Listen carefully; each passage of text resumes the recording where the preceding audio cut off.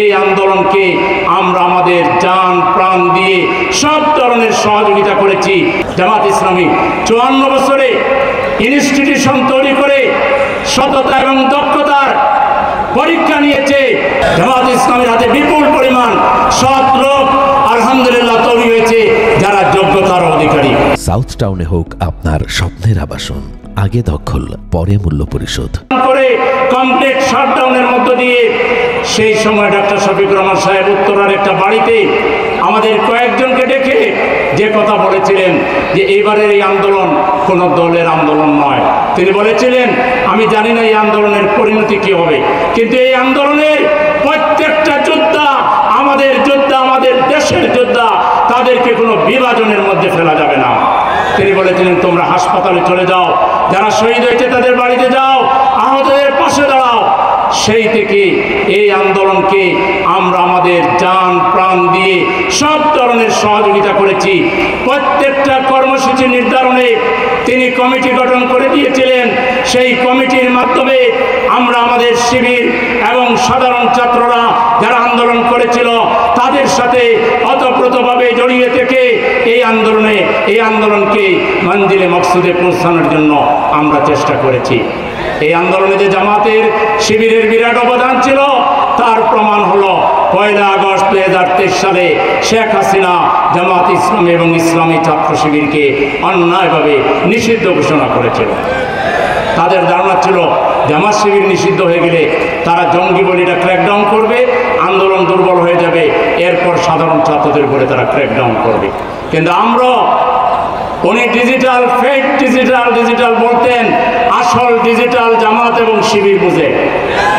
আমরা সিদ্ধান্ত নিয়েছিলাম আমাদের নামে নয়, তবে আমাদের যা শক্তি আছে সব শক্তি দিয়ে হাসিনার উৎখাতের জন্য আমরা চেষ্টা করব।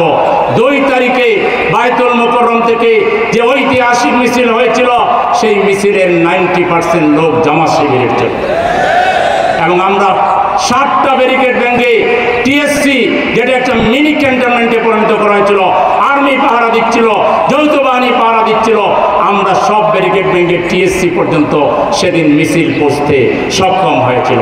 সেদিনই মূলত হাসিনার চূড়ান্ত পতনের পদধ্বনি তৈরি হয়েছিল।